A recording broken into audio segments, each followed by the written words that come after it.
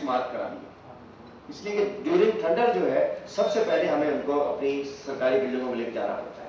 Camps आज से हम मार्क करा रहे हैं कि फौरी तौर पर अगर कैंप्स हो के बाद हमने अपलिफ्ट जो ग्राउंड्स है जहाँ कोई एक्सेस है ट्रांसपोर्ट के जाने की, लोगों के जाने की, और जहाँ फ्लडेड वाटर नहीं आता है उसको भी मार्क कर लिया फॉर 10 सिटीज। उसके बाद कोऑर्डिनेशन सेल बना दिया है डीसी ऑफिस में, जिसमें revenue department, police department, agriculture department, education department, health department, irrigation department, social welfare department, life stock department और एक तो ये तमाम डिपार्टमेंट्स हैं। उनके ऑफिसर्स को आज से हमने कहा है कि आप डीसी ऑफिस में आके एक सेल टाइम किया है कि वो वहाँ बैठे, आज से कोऑर्डिनेशन करें कि अगर थ्रेट्स आते हैं तो किसने क्या कुछ करना है। ये ना हो कि जैसे पिछली दफ़ा हुआ कि हमें अंदाज़ा नहीं था, अचानक ईद की बारिश है, फिर सब कुछ किसी के पास कुछ नहीं था। उसके अलावा हम चाह रहे हैं कि वॉलंटियर्स पैदा करें, इसलिए देखिए हमारी मशीनरी बड़ी छोटी है। अब हम कहते हैं रिलीफ डिपार्टमेंट के जी हमारा रिलीफ कमिश्नर, हमारा सेक्रेटरी डिपार्टमेंट का, तो ये कमिश्नर हो गया, डीसी हो गया, मुख्तार का थानेदार, ये सब हमारे हो गए अख्तर मीर साहब वॉलंटियर जरूर पैदा करें। इसलिए देखिए मशीनरी बड़ी छोटी होती है। हम कहते हैं हम भी जाके वो डिस्ट्रीब्यूशन में रुक जाते हैं, फर्दर चीफ सेक्रेटरी साहब का काम होता है, वो दूसरी तरफ 15, 25, 30 पटवारी वो कुछ नहीं कर सकते। उधर हमें ज़रूरत है, उधर भी हमें ज़रूरत है कि जहाँ वॉलंटियर्स में, कल हम बैठे थे, हमारी मीटिंग हुई थी आपस में, मेरे ऑफिस में, मैं सबसे मिल रहा हूँ, उसमें सिविल सोसाइटी के हमारे एनजीओ सेक्टर के लोग आए हुए थे। उन्होंने कहा कि हम एक कन्वेंशन बुलाते हैं। मैंने कहा ठीक है, मैं उससे ऑर्गेनाइज करता हूँ साथ, और यही के लिए वन के नाम से, और हम वॉलंटियर्स पैदा करें ताकि गवर्नमेंट की देखिए हमारे रिसोर्सेज कम नहीं हुआ करती। एक तो है कि उसमें एक बहुत बड़ा आदमी है जो हमारे साथ जो है, जो मानना पड़ेगा कि अब मैं भी देख रहा हूँ करीब से टॉप लेवल पे जो लेवल आपसे मिलता है, जो आपसे इंटरेक्शन में होता है, वहाँ मामला ठीक होता है। कोई नहीं चाहता कि बदनामी हो, कोई नहीं चाहता कि लोगों को रिलीफ ना मिले, कोई नहीं चाहता कि बीच में कहीं और हो जाए, लेकिन जब ये नीचे पहुँचती है उस मुख्तार का, तपेदार और सूबेदार के पास, तो सब चीज़ें ख़राब हो जाती हैं। तो वहाँ करप्शन भी होती है, वहाँ ज़्यादती भी होती है, वहाँ नाअहली भी होती है, वहाँ नाकामी भी होती है, सब कुछ वहाँ निचली सतह पर जाके होता है, जिसको टॉप लेवल पे देखिए बुखार बेशक पॉलिटिकल एजेंडा हो कि इलेक्शन में जा रहे हैं, नुकसान हो जाएगा, लेकिन चाहता कोई नहीं है कि रिलीफ में, ज़कात में, रिहेबिलिटेशन के अंदर कोई करप्शन करे और कुछ करे। ये हमने देखा है कि सबका यही है। अब चले मैं कुछ ज़्यादा भाग रहा हूँ, कम भागता हूँ, लेकिन ख्वाहिश होती है जो कि पब्लिक रिप्रेजेंटेटिव्स हैं, मैं उनकी बात कर रहा हूँ। मैंने उससे कह दिया कि मेरे वो 8 गाँव उनको पहुँचा दो, चूँकि मुझे पता है मुझे नाराज़ नहीं कर सकता। 20 गाँव दूसरे जो है जो असल इफेक्टेड है वो रुक जाते हैं। तो चीज़ तो गई है, गुड्स गई हैं, फंड्स गए हैं, पैसे गए हैं, लेकिन उसका रिजल्ट हमें फील्ड में क्यों नहीं मिलता? जिसके बाद होता है कि लोग कहते हैं कि आप पे एतबार है, हम पे एतबार नहीं है। उस गैप को मैंने पूरा करने के लिए मैं फील्ड में निकला हूँ, और हमने जाके, जब मैं गया था 1 लाख ब्लैंकेट्स पड़े थे सिंध में, माइनस में टेम्परेचर था। मैंने पूछा जी ब्लैंकेट्स जब आते ही, कहने लगे जी वो कुछ मैं रिपोर्ट्स मंगाई, कहने लगे जो तकसीम करने हैं, लेकिन ये साहब नहीं है, उस दिन ये साहब नहीं है, वो साहब नहीं है, मिस साहब नहीं, कैसे इसको तकसीम करें, वो कौन इसको ऑर्गेनाइज करेगा? तो मैंने कहा 15 दिन का टाइम है, खुद निकले, डिस्ट्रीब्यूट करें।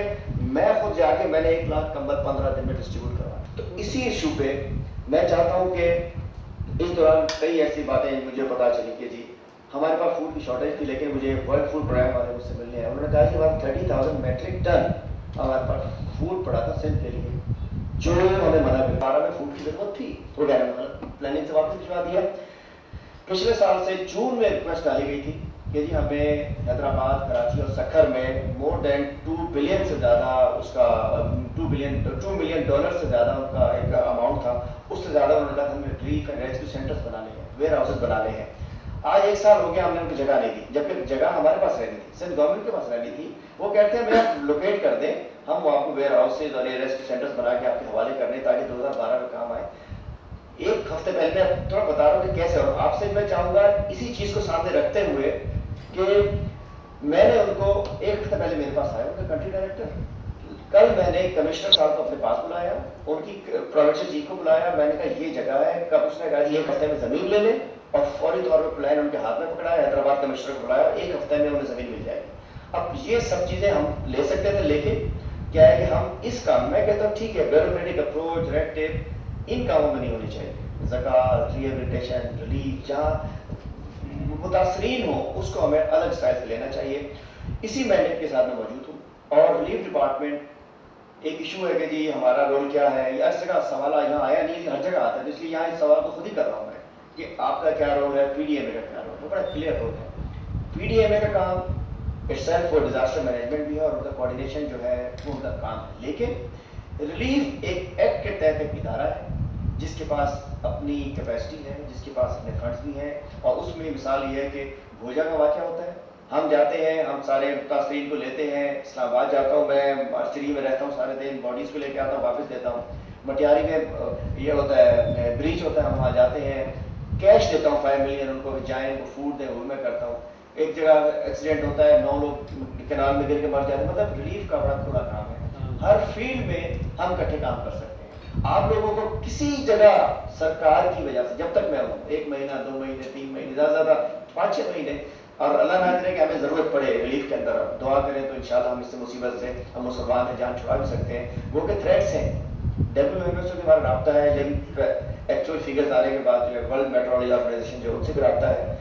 थ्रेट्स जो एनडीएमए ने दिए कि जो 29 मिलियन लोग इस पर इफेक्ट हो सकते हैं, 29 डिस्ट्रिक्ट जो है वो इफेक्ट हो सकते हैं। सिंध के तकरीबन 1 करोड़ 40 लाख लोग, 14 मिलियन लोग जो है वो हमारी जो एनडीएमए की जो उन्होंने वार्निंग दी है उसके अंदर है।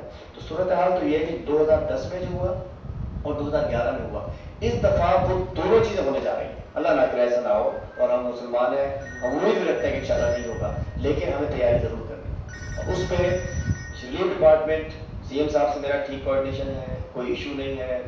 अपने आप लोग जो एनजीओ जो जिनको रोका जा सकता है, जो आपके रास्ते में होना है, आप लोग हमसे ज़्यादा फाल हैं, आपके लोग ज़्यादा इतबार करते हैं, आपसे रास्ते में होते हैं, कोई काम करना चाहता है आगे इंशाल्लाह उसको लेवल प्लेइंग फील्ड हम देंगे, उनको मौका देंगे, और बेहतर मैं कोशिश इसमें लगा हूँ। मैंने लास्ट टाइम आपने मेहरबानी की थी, आप शुक्रिया, आप लोग तशरीफ लाए थे, फराना बहन भी तशरीफ लाई थी कि हमने सबको बुलाया था। उसके बाद जो कौन सी जगह नहीं आए थे वो मुझसे एक तांता बन गया है, वो मिलना चाह रहे हैं। वो जापानी कौंसिल आया, उस दिन मिस किया था, उसका डिप्टी आया था, कह रहे थे कि हम 5 हेलीकॉप्टर्स लाए और हमने फ्लाई नहीं कर सकते। कहता उसमें एम्बुलेंसेज भी थी, सब कुछ था, और हम उसी परमिशनों के चक्कर में, एनओसीज के चक्कर में वो हेलीकॉप्टर्स हमारे फ्लाई नहीं कर पाए। वो जी वो 7 हो जो जब वो आए, तो ऐसी जो लोग आ रहे हैं, मैं उसका भी एक रास्ता बना रहा हूँ। वो कि मेरा डायरेक्टली काम नहीं है, लेकिन जब प्रिवेंशन पे जाना है, हमें इम्पैक्ट को कम करना है, हमें केस लोड को कम करना है, तो हमने फिर सबसे रब्ता करना है। इसी वजह से आपके जो लेटर मेरे पास आ भी गया था, उसके ऊपर इंशाल्लाह हम जो है इस पर रिपोर्ट्स लेते भी हैं, अपनी टीमें भी बनवाते हैं, और जो है कि एक बेसिक चीज़ के लिए हम इकट्ठे होकर हम देखते हैं कि आप बड़े खुले, मतलब है कि मुझे कोई नहीं है, किसी डायरेक्ट आप कॉल कीजिए मैं अवेलेबल हूँ, मुझे किसी छोटी कह अपने ट्रायंगल में बुला लीजिए मैं अवेलेबल हूँ, मेरे साथ कहीं चलना है मैं अवेलेबल हूँ, मैं मौजूद हूँ। इस वक्त मैंने अपने आप को, मुझे पता है थोड़ा काम है, मैंने इज्जत भी कमानी है, मैंने दुआएं भी लेनी है, और मैंने अगर मुझे कोई चैलेंजिंग काम दिया गया तो मैंने उसको भी करना चाह रहा हूँ। अल्टीमेटली मेरी ख्वाहिश है कि मैं कुछ करके जाऊँ तो कुछ डिलीवर करूँ। अभी तक अल्लाह के मैं फील्ड में हूँ, और आप लोग इंशाल्लाह एक सिंध गवर्नमेंट के नुमाइंदे की हैसियत से, यहाँ मेरा कोई पॉलिटिकल, मैंने आने के बाद मैंने अपना फ्लैग ही कैरी नहीं की, मैंने इस काम के अंदर फ्लैग कैरी नहीं करूँगा, कोई जारों कैंप में मेरा कोई पॉलिटिकल फ्लैग नहीं होता। ठीक है, सरकार का डिपार्टमेंट है, सरकार सबकी है, और मैंने रिलीव दिया तो जाके मैंने ये नहीं देखा कि कौन है कैसा है, जो इफेक्टेड लोग हैं उनको मैंने दिया है। इसी नज़रिए के तहत, इसी सोच के तहत मैं आप सबको वेलकम करता हूँ। मेरा डिपार्टमेंट सिंध गवर्नमेंट आपके साथ हाजिर है, और इंशाल्लाह इस फॉर्मूले के तहत कहते हैं वी आर वन, हम फील्ड में हैं, आप हम एनजीओज और जो सिविल सोसाइटी के दीगर लोग मिलके हैं, हम इंशाल्लाह इसके इम्पैक्ट को कम करेंगे। सबसे पहले शेख साहब हमारा रोल है, उसके बाद आपका रोल है। मैं बहुत ज़्यादा शुक्रगुजार हूँ जो आपने कहा कि कहीं किसी और से डिमांड करने से पहले हमें आप पूछ लें, तो इंशाल्लाह हमारा रोल है, फिर अपनों का रोल है, उसके बाद अगर ज़रूरत पड़ी तो बाहर भी बात करेंगे, और इंशाल्लाह आपको रिस्पॉन्स मिलेगा।